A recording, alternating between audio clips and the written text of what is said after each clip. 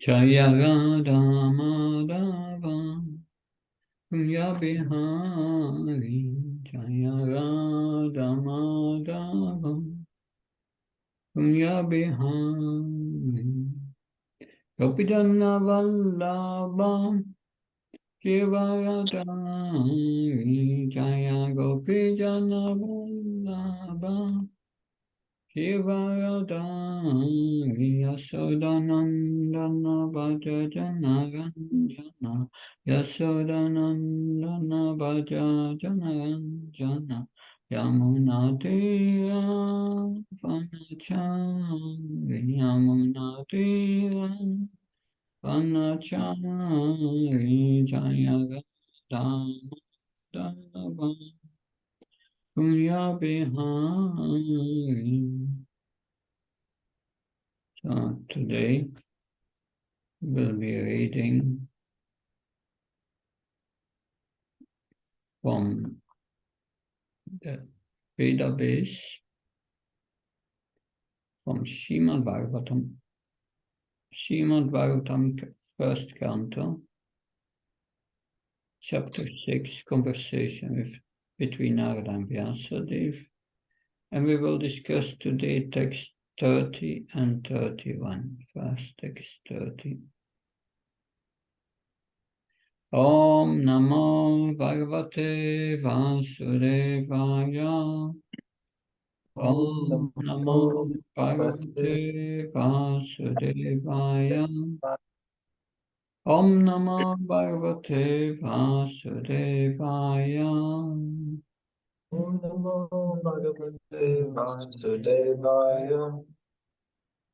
Text 1630. Narayanam Namaskrityam Naram Cheva Narottanam Devim Saraswatim Vyasam Tato Jamudiyayat.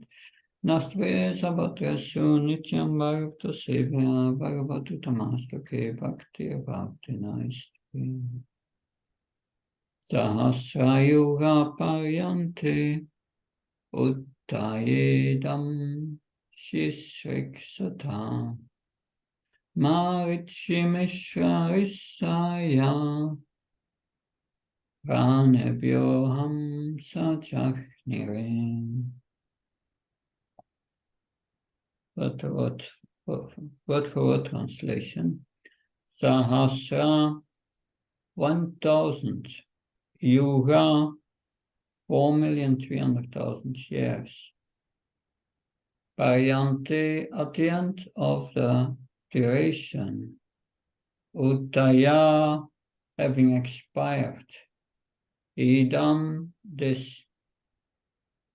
Shisriksata desire to create again. Marichi Mishra, rishis like Marichi. Risaya, all the rishis. Pranebhya, out of his senses. Aham, I. Cha, also.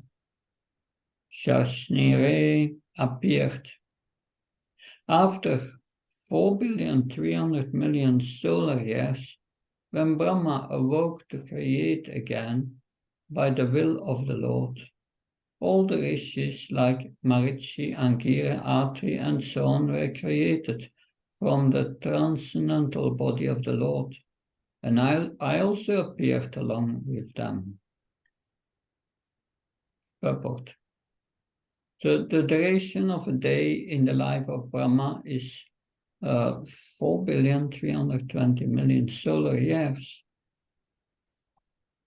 This is stated. Oh, it's gone. Just a moment.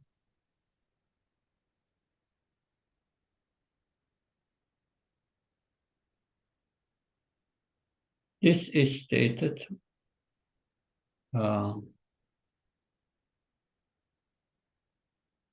also in the Bhagavad Gita. So for this period, Brahmaji rested in Yoga Nidra within the body of Kalpodakasaya Vishnu, the generator of Brahma. Thus after the sleeping period of Brahma, when there is again creation by the will of the Lord, through the agency of Brahma, all the great rishis appear from the different parts of the transcendental body, and Narada also appears. This means that Narada appears in the same transcendental body, just as a man awakes from sleep in the same body. Sri Narada is eternally free to move in all parts of the transcendental and material creations of the Almighty. He appears and disappears in his own transcendental body, which is without distinction of body and soul, unlike conditioned beings. Om-Agyanatimanlasya Jnansalakya Chakshuramitam Yena Tasmai Shigurave Namah Chitchetayamanopistam Staptam Yena Bhutalishvam Rupikadamyam Dadati Svapadantikam Vandeham Shiru Shiyuda Padakamalam Shirum Vaishnavamsha Shirupam Jagajatam Saganaragnatam Tam Tam Sajivan Sadvaitam Savadutam Parjana Saitam Sri Krishna Chaitanya Devam Shri Radha Krishna Padan Sagalita Shivishakam Vitam Misha He Krishna Karuna Sindhu Dina Bandhu Jatpate Gopesha Gopka Kanta Radha Kanta Namastate Tapta Kansana Gaurangi Radhe Vrindavaneshwari Vishavana Sutta Devi Pranamama Haripriye Pankha Kalpa Vishaka Pasamve Vishna Patnam Pavanabhyo Vaishnabhyo Namo Jaya Shri Krishna Chaitanya Prabhu Nityananda Shri Advaita Gadadhar Shivasadi Gaura Bhaktavinda Hare Krishna Krishna Krishna Hare Hare Hare Ram Ram Ram Hare Hare Namo Vishnu Padaya Krishna Vistaya Bhutale Srimati Bhakti Vedanta Swami Namani Namaste Saraswata Devi Gauravani Pacharani Nirvishesha Sanyavadi Pachkachai Tasatam Srila Prabhupada Ki.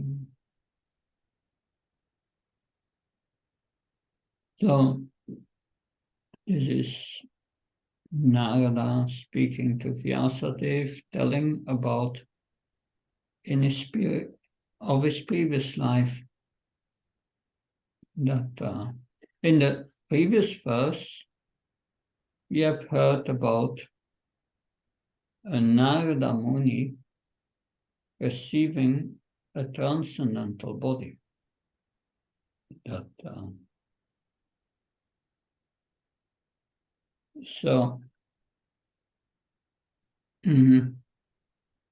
it said he received a transcendental body, that's one thing. And at the same time, all his reactions of his fruitive work stopped. That these two things happened. That, but then he got a transcendental body. What happened? As a pastime, he appeared as the son of Brahma. In the next day of Brahma. Next day of Brahma is a long time. That is explained in Bhagavad Gita that in the 8th chapter, I think it's verse 17 in the 8th chapter. I read it yesterday. 17, yeah. Sastra Yuga Paryantam Aryat Brahmano Vidu Ratyam Yuga Sasrantam Teoratra Vidu Janaha. By human calculation, 1,000 ages together form the duration of Brahma's one day. And such also is the duration of the night. So one day of Brahma is described here as 4,320,000,000 years. If these are 1,000 cycles of 4 yugas, Satya, Treta, Dvapara, and Kali Yuga. 4 ages together is 1,000th of a day of Brahma is 4,320,000 years. Where does this 4,320,000 years come from? That Kali Yuga is 432,000 years. So it's 1/10 of 1,000th of a day of Brahma. But then you have Dvapara Yuga is 864,000 years, the double. Dvapara Yuga is twice as long as Kali Yuga. And then Treta Yuga is 3 times the duration of Kali Yuga, 1,296,000 years. And Satya Yuga is 4 times Kali Yuga, is 1,728,000 years. So 4 times, 3 times, 2 times, 1 together is 10. 1 plus 2 plus 3 plus 4 is 10. So therefore Kali Yuga is 1/10 of 1,000th of a day of Brahma. That this is mathematics, but that's how they come to that figure. That and it's a long time. This is his day. His night is also 4,320,000,000 years. And that compared to the life of a bug, a little fly, insignificant fly, a bug, an insect, it lives for a few hours. That so our life compared to that of Brahma is like that of a bug, insignificant. For us, that life of Brahma, it looks like eternity. That's so long that it's like eternal for us. That so in comparison to higher beings, our life is like that of the life of a bug. That but so when after the night of Brahma, he has to create again. He's coming out of his mystic slumber. And what is the first thing he creates? Is mentioned in this verse. He creates his rishis, the sages like Marichi, Atri, Angira, and Narada. They come from different parts of his body. Narada comes from his heart when he was meditating on bhakti. So they were there from the beginning of time. Why are they there?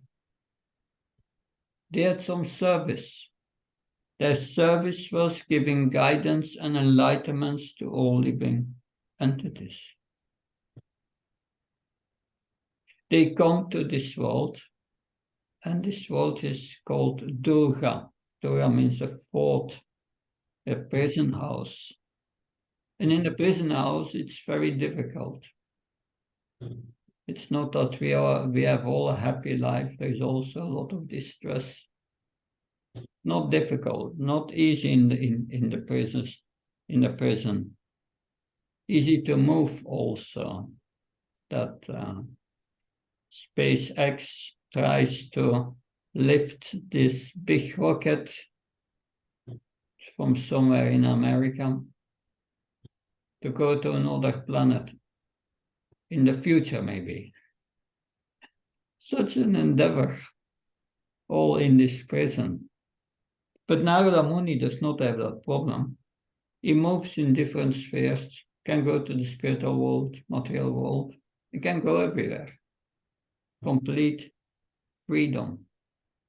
And we are also meant for that complete freedom. That the more we are in tune, our desires should be in tune with the Lord's desire. If we are the more we are in tune with the Lord's desire, the more we become free. Then we don't want to fulfill material desires anymore, which is the cause of our being imprisoned in this Durga, this prison house. Therefore, these sages come to enlighten us. That by association with these sages, we can understand the proper course of action. They help us to get rid of our heart disease. What is our heart disease? Envy. It's eradicated from the heart. I think Srila Prabhupada, he speaks about Narada Muni. I bring this on the screen. This is a purport to the song Narada Muni Bhaja Vina. Yeah, that's this. Narada Muni Bhajaya Vina. Radhika Ramana Name. We know all this song, Narada Muni. It's sung by Bhakti Vinod Thakur, that song. And Srila Prabhupada explains the meaning of this song. The first is Narada Muni Bhajana Vina. Radhika Ramana Name. So that means Narada Muni, the great soul, is playing on his stringed instrument called Veena. So Narada Muni got his Veena from Krishna. I don't know in which scripture it's mentioned, but he got the Veena from scripture, from Krishna. The Veena is a string instrument carried by Narada Muni. It's playing on the instrument as vibrating the sound of Radhika Raman, the lover of Radha. Krishna's other name is Radhika Raman. As soon as he struck on the string, immediately all the devotees began to respond to him. And it becomes very beautiful. Amiyadare varishegana.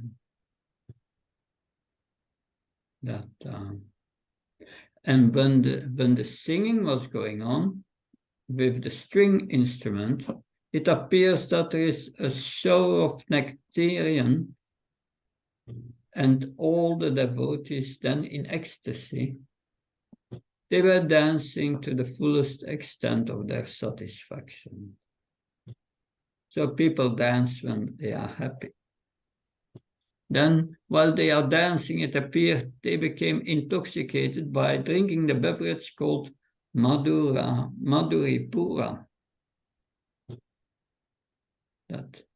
And one becomes mad almost by drinking. Similarly, in ecstasy, all the devotees, they became mad. And some of them were crying, and some of them were dancing, and some of them, although they could not dance publicly, within their heart, they were dancing. In this way, Lord Shiva immediately embraced Narada Muni, and he began to talk in ecstatic voice. And seeing Lord Shiva is dancing with Narada Muni, Lord Brahma also joined. And he began to say, all of you kindly chant Haribo, Haribo. In this way, Gelli, the king of heaven, Indra, he also joined with great satisfaction and began to dance and chant Haribo, Haribo. In this way, by the influence of the transcendental vibration of the holy name of God, the whole universe became ecstatic. And Bhaktivinoda Thakur says, and the whole universe became ecstatic. Then my desire was satisfied, and therefore I pray unto the lotus feet of Rupa Goswami that let this chanting of Harinam go on nicely like this. This Narada Muni. We know, of course, Narada Muni had many disciples, which are mentioned in the Bhagavatam. Dhruva Maharaj, Prahlad Maharaj, many others.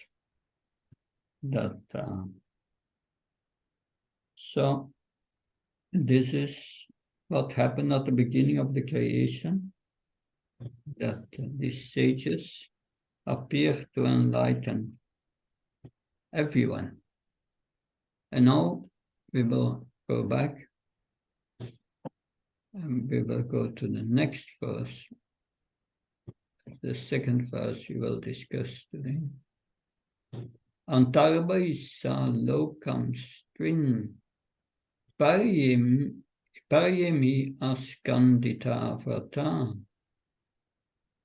anugrahan mahavishnu avishgata kati kvachit. The word for word translation.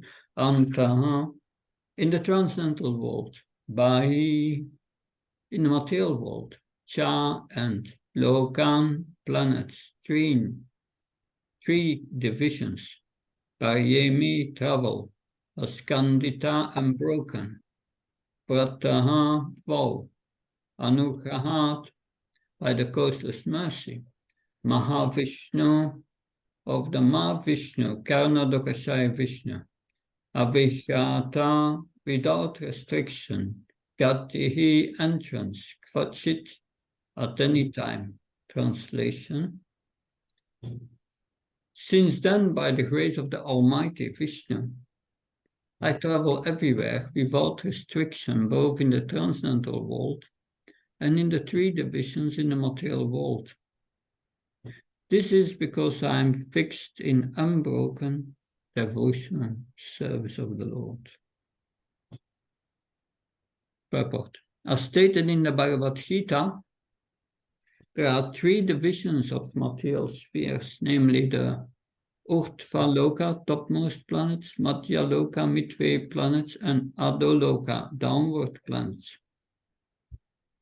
Beyond the Urdhva-loka planets, that is to say, above Brahmaloka, are the material coverings of the universe, and above that is the spiritual sky, which is unlimited in expansion, containing unlimited self-illuminated Vaikuntha planets inhabited by God himself, along with his associates, who are eternally liberated living entities. Sri Narada Muni could enter all these planets in both the material and spiritual spheres without restriction, as much as the Almighty Lord is free to move personally in any part of his creation. In the material world, the living beings are influenced by the three modes of material nature, namely goodness, passion, and ignorance. But Sri Narada is transcendental to all these material modes, and thus he can travel everywhere unrestricted. He is a liberated spaceman. The causeless mercy of Lord Vishnu is unparalleled, and such mercy is perceived by the devotees only by the grace of the Lord. Therefore, the devotees never fall down. But the materialist, this is fruitive workers and the speculative philosophers, do fall down, being forced by their respective modes of nature. The rishis are, as above mentioned, cannot enter into the transcendental world like Narada. This fact is disclosed in Narasingha Purana. Rishis like Marichi are authorities in fruitive work, and rishis like Sanak, Sanatan are authorities in philosophical speculations. But Sri Narada is a prime authority for transcendental devotional service of the Lord. All the great authorities in devotional service of the Lord follow in the footsteps of Narada Muni in the order of the Narada Bhakti Sutra, and therefore all the devotees of the Lord are unhesitatingly qualified to enter into the kingdom of God, Vaikuntha. So the other sages are not specialized in bhakti. They are in philosophical speculation, fruitive work, maybe in yoga, jnana, but to enter Vaikuntha you need bhakti. You need to be fixed in unbroken devotional service of the Lord. And here I want to address a point that, yes, the sages are coming, we heard in the previous verse, to help us to get rid of our heart disease, that attachment to this material world, attachment, material desires. But what is the factual remedy? It's this unbroken devotional service of the Lord. Because this unbroken devotional service, we heard about that in the second chapter already. Savaipum saprodamo yato bhaktiradakshya ahait kavatyata yatma suprashidati. That if you want to be completely satisfied, happy, like we heard Narada Muni and all these great devotees dancing in Kirtan, if we want that will completely satisfy the self. There are these two requirements. Ahaitu kapatiyata, no material desires, and always engage 24 hours. 24 hours. Yeah. So if you really want to be satisfied,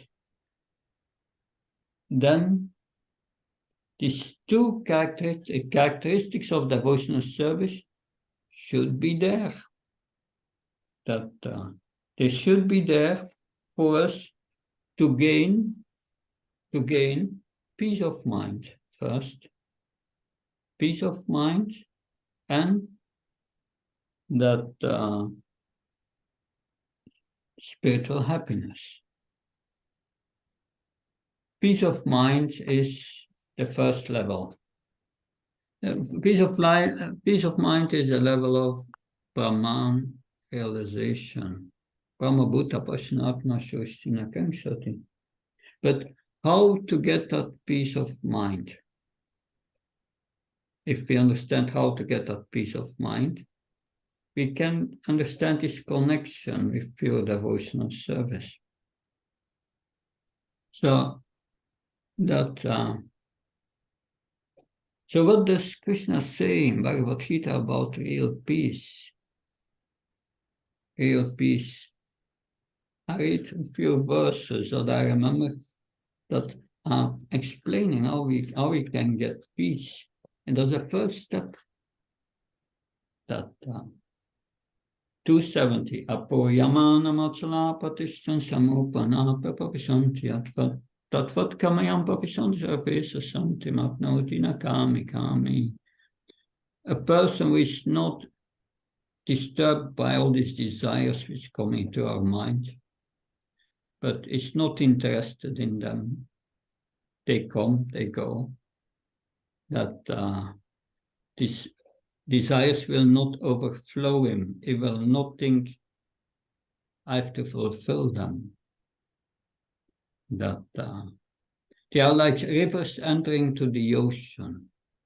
The ocean is not disturbed by it. So the devotee sees desires pop up in his mind and think, yeah, okay. That if this desire is not, fulfilling this desire will not satisfy Krishna, so I'm not doing it. And he remains peaceful. That because the man who desires such, to fulfill such desires, sasanti mapnuti nakami kami, that we cannot get peace. So why are we not peaceful? That it's further explained in the next verse. Vihaya kamanya sarvan pumansrati nishpriya nirmamunya santi mabhigachati. A person who has given up all desires for sense gratification, who lives free from desires, who is giving up all sense of proprietorship, is devoid of false ego. He alone can attain real peace. We must give up this desire of sense gratification. Living free from desire is a high platform. That's a high platform. But mostly we have these desires and we can be honest with it, but we dovetail them in Krishna consciousness. Krishna's desire becomes prominent over our own desires. And we use our own desires to satisfy Krishna. Two things. That's the dovetailing technique. Therefore, we have to follow these instructions of Krishna. Because if we don't follow them, Krishna says in 1623, he who discards scriptural injunctions and acts according to his own whim attains neither perfection nor happiness, nor the supreme destination, no happiness. And peace is preliminary to happiness. Yashastra vidimuchrita vartate kamakaratam nasa sitam apapnuti nasakam napramyatam. But the most important verse in relation to get peace is 264. 264. Ragat Vesha Vimuktastu Vishyan Indriyashan Atma Vashavide Atma Prashadamadikachati. But a person free from all attachment and aversion and able to control his senses through regulative principles of freedom can attain the complete mercy of the Lord. So you get only peace if you follow these regulative principles of freedom. That in order to be happy, you must follow that. People can't understand this.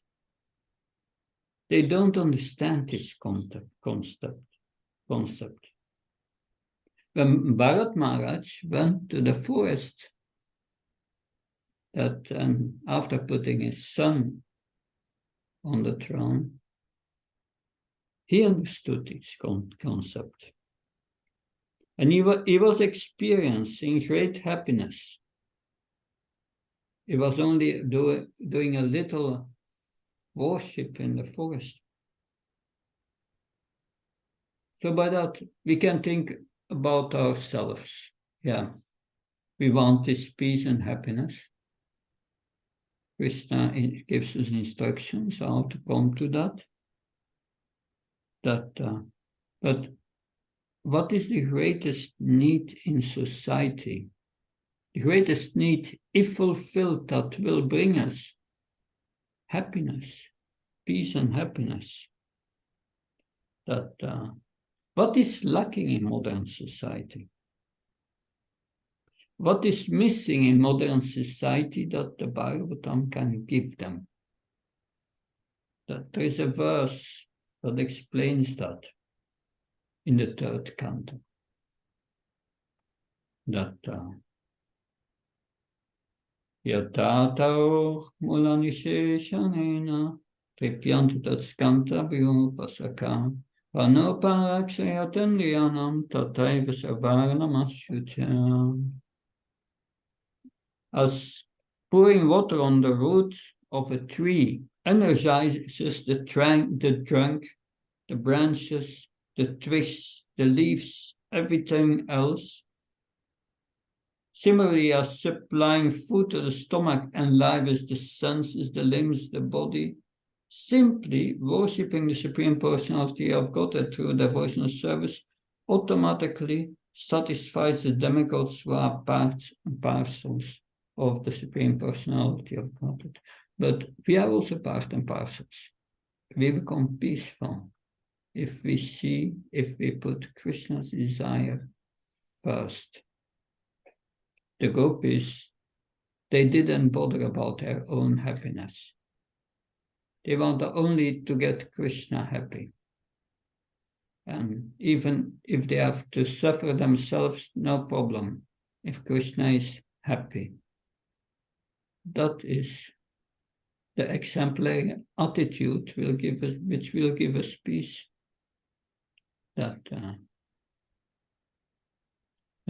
So one can say, how can we get peace if we just accept the instructions of the Bhagavatam? That's explained here. So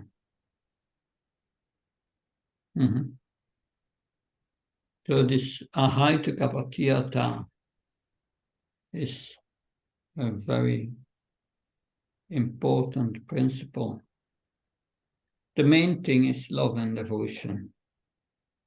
As long as we maintain material desires, we cannot be happy.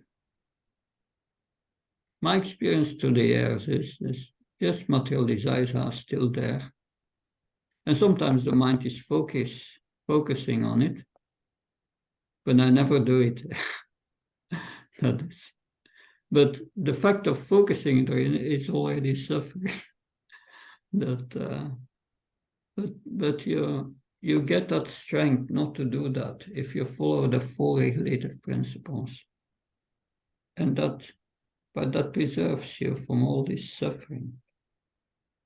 So because everyone is searching about peace of mind, like Bharat Maharaj, when he went to the forest, he offered, what did he do? Simple devotional service, offering roots, fruits, and bulbs. Probably it was what he was eating. But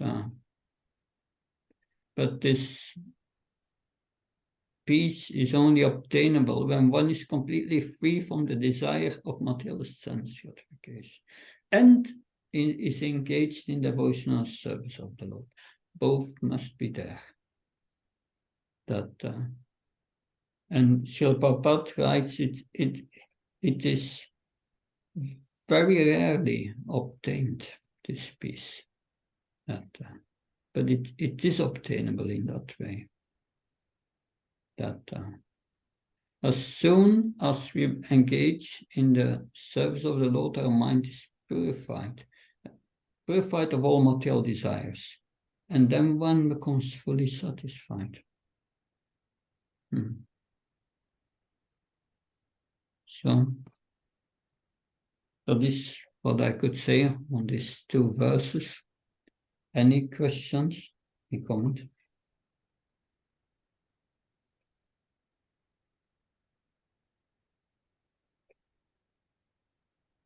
Thank you very much, Maharaj.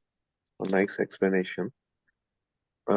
Maharaj, on theory, I can understand that we should align our activities for Krishna's satisfaction.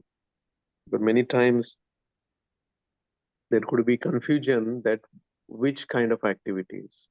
For example, for us in Deland, we have taking care of cows, then deity worship, taking care of devotees. But then there are more things we can do, like book distribution, Nagar Sankirtan, doing festivals. So how to know like which one we should focus on more? To know on which way you should focus, that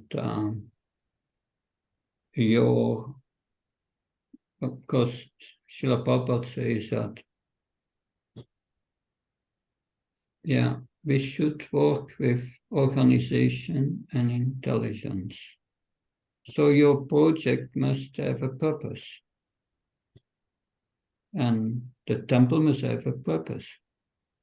And that purpose has to be defined. That's the first thing. Define your purpose. Our purpose is in line with Krishna's purpose. Krishna's purpose is manmana, think of Krishna. To invite people, help them to think of Krishna. And help them to become the devotees. Bhavamat Bhakto. That. And helping them to become devotees means engage them, majai. And engage them in devotional service. That mam namaskaro.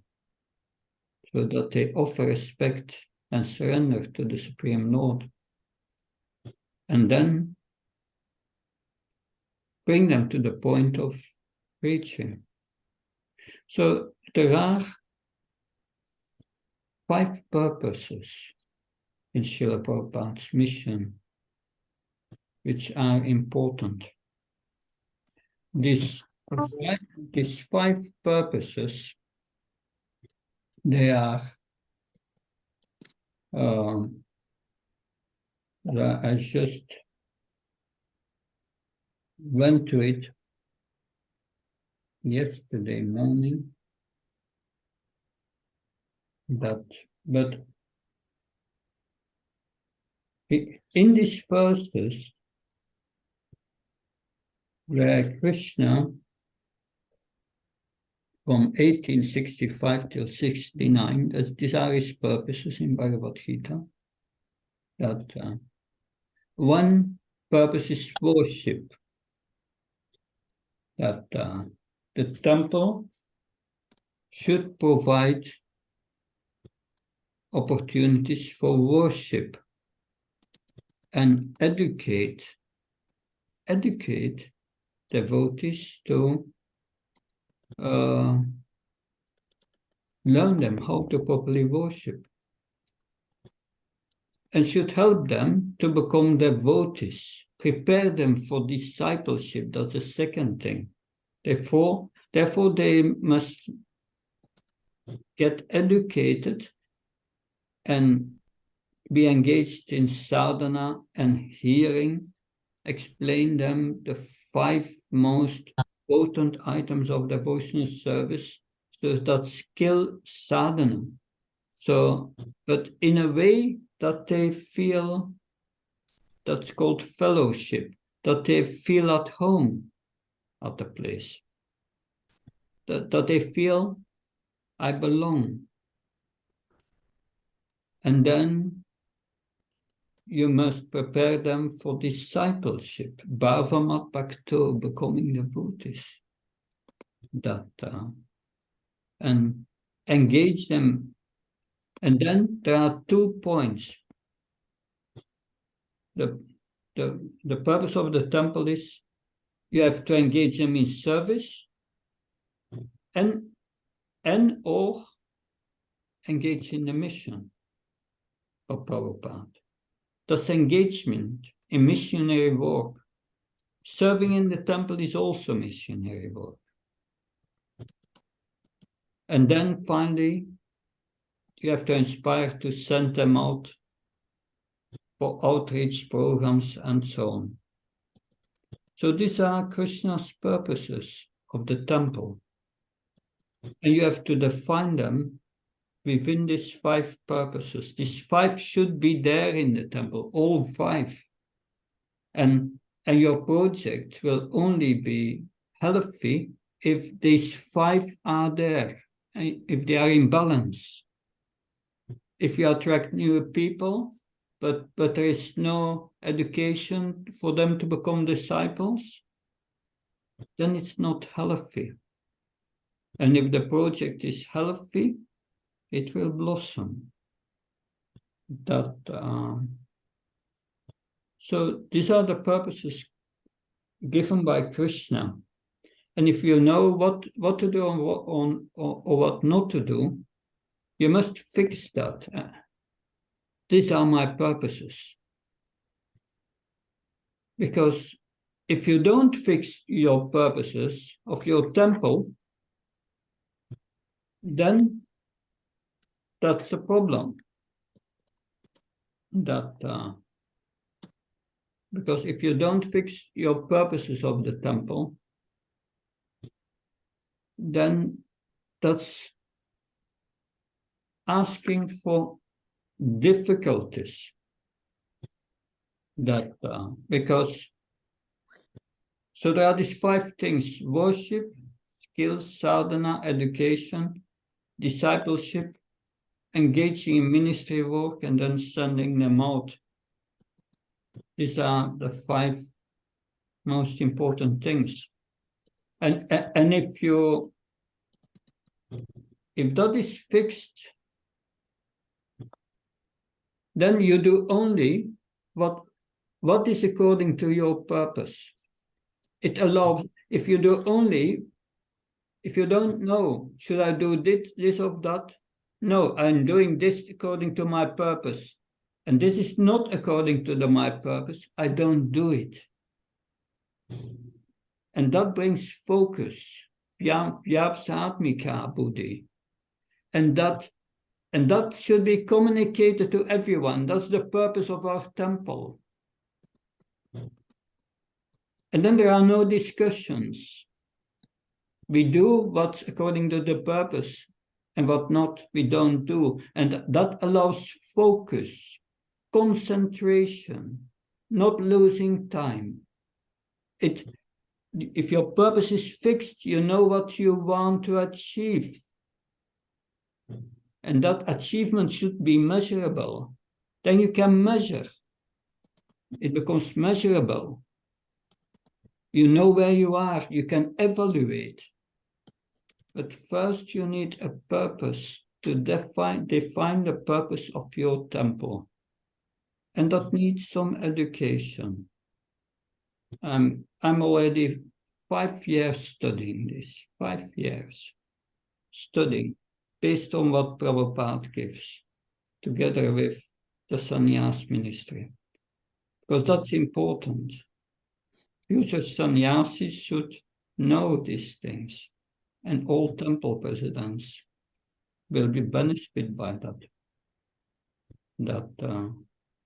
It's not like we have always done it by tradition or something. No, Prabhupada says by organization and intelligence. That if we are, for the moment, going with the sannyas school for the 5th time to all these things, and always new things come up. Because there are new candidates, they have to hear it also again, and we are learning about it. But if you are interested, I can give you the links confidentially, that and you can hear these presentations, that you will learn a lot of it. What do you think? Yes, Maharaj, yeah, that will help. And also, Maharaj, if you can guide, because we do have a purpose, but I like, your stress that formally we should define and then communicate to everyone. So if you can help in defining the purpose, like what should be the next step and how we can do. Yeah, there are 3 steps: defining, communicating, and applying.